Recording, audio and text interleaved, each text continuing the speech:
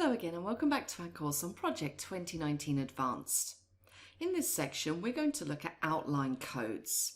Now so far when we've been talking about the structure of a project, I've generally been talking about the structure of the tasks in the project. So for instance, summary tasks, subtasks and so on.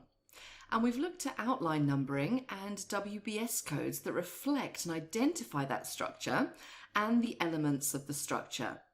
But apart from the fact that these intrinsically have some problems that we've been looking at in the last couple of sections, in some situations there are many other ways that you may want to add structure to your project.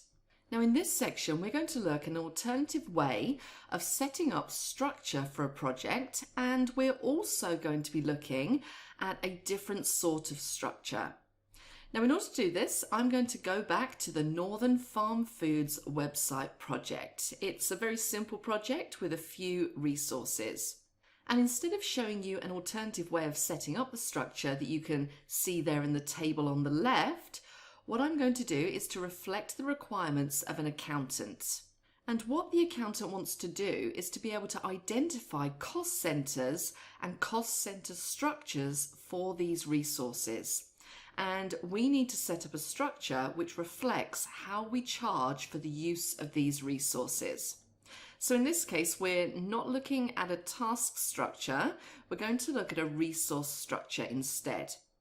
So let's take a look at the resource sheet, and I'll explain to you more fully what we need to do in this case. Now what the project accountant has told us is that we need to identify internal resources against external resources. And then we need to identify which of the internal resources are chargeable and not chargeable. And we need to do the same for external resources. So we're going to set up a very simple structure, and we're going to use this structure in order to clarify the charging within the project. Now I appreciate that in reality you may well often have a much more complex situation than this, but this one will serve to demonstrate the use of outline codes pretty well. So let's look at the resource sheet. There are many resources.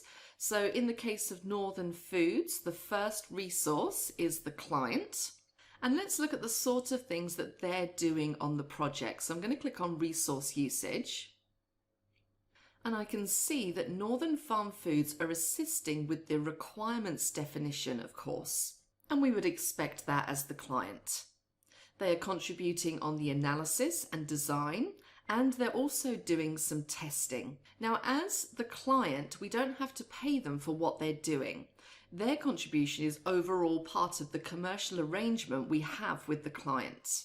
Now, if I look at this resource here, Adam Lacey, he's a member of staff and he's paid by salary. And for salaried staff working in their normal areas of activity, the department for which that person works would not charge for their time. So basically Adam, as with several other members of staff, will be allocated to work on a project.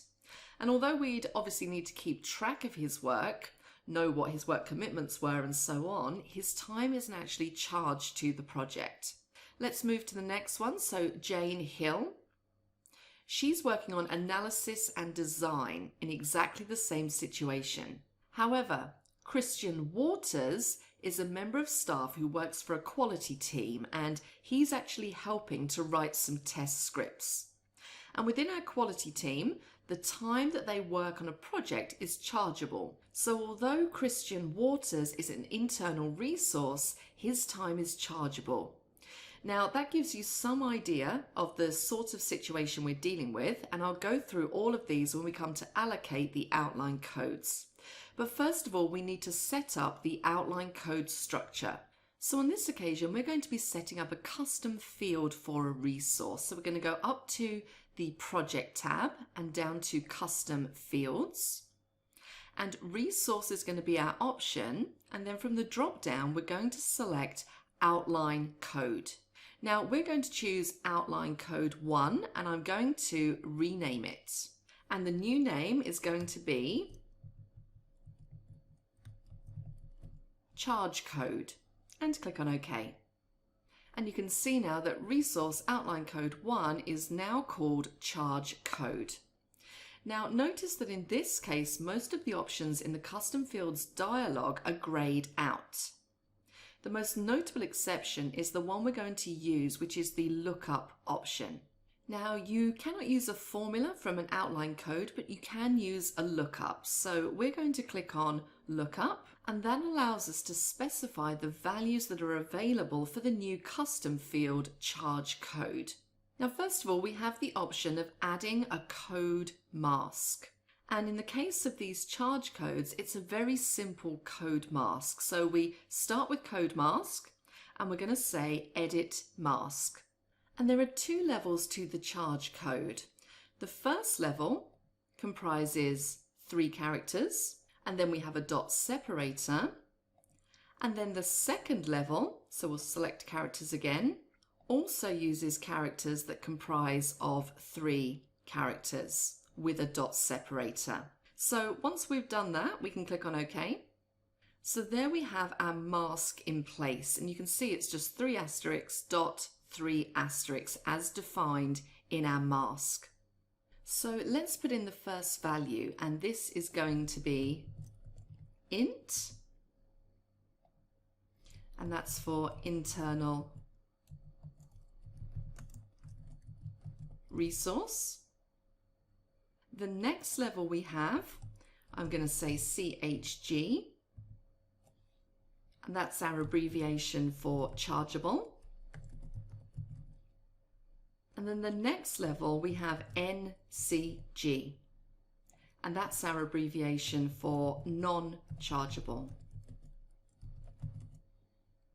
And then we have EXT, and that's the abbreviation for external resource. And for external, I'm also going to have the same. So we're going to have chargeable and also non-chargeable. Now you'll notice here that Project is warning me that I possibly have duplicate values in here because I have chargeable and non-chargeable listed twice. But of course we can get around that by indenting some of these values. So these first two here, so chargeable, which comes underneath internal resource, I'm going to indent, and the same with non-chargeable, and do the same down here. And you can see that those red warnings have now disappeared.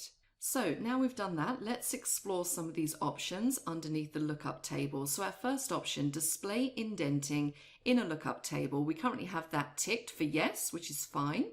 And then use a value from the table as the default entry for the field. Well, we're not going to put a default entry in there. Display order for the lookup table. We're going to stick with by row number. That's the order in which they're displayed there. And for data entry options, we have allow additional items to be entered into the fields, so definitely not, and allow only codes that have no subordinate values. So that means basically that you have to choose something from the lower level. You can't just choose int. It has to be a full code such as int charge. So I'm pretty happy with how that looks. So I'm going to click on close. And my new field is defined.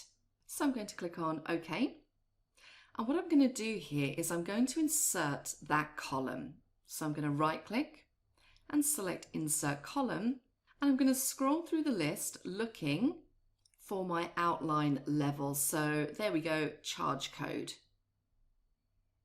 And then I'm going to go into Northern Farm Foods, and from the drop down, I'm going to select external resource, non-chargeable. I'm then going to go down to Adam Lacey, and this one is going to be internal resource, non-chargeable. Down to Jane Hill, who is also an internal resource, non-chargeable. And finally, Christian Waters, who is an internal resource, chargeable. And there we are. Each of my resources now has a charge code assigned. Now, of course, one of the issues you may spot there is that you may well have a resource where some of their time is chargeable and some of it isn't. And what you may want to do in that case is to assign a code, not to the resource, but to the resource assignment. But for the purposes of this exercise, let's stick with assigning them to resources themselves. So let's now see how this new outline code, the charge code, is going to enable the accountant to analyse the resource costs on this project very quickly and easily. Let's go to the View tab. And on the View tab there is a data group, and I'm going to apply Group By, and I'm going to say New Group By. And the Group By field that I'm going to use is, you've probably guessed it, charge code. So let's scroll down and select charge code and click on Apply. And what you can see is we have at the top level external resource and internal resource. At the next level we have chargeable and non-chargeable. Note that with non-chargeable, that of course we've got the hourly rates included, so they appear to be costs there. But because they're going to be not chargeable, we know that the cost is not actually incurred. But we've just got a cost calculated at the resource's normal rate. It may be more appropriate to go back into the resource sheet and define the cost for the non-chargeable resources to be 0. But in this case, the accountant can look at the non-chargeable elements and realise that the overall cost within each of those parts of the structure is 0. So there we have it. We've set up a custom resource field of type outline code and used it in a specific example as a way of breaking down the charging structure for resources on a project. In the next section, I'm going to set you exercise 3, and exercise 3 will involve you in setting up an alternative outline custom field on this project. So that's it for this section. I will see you then.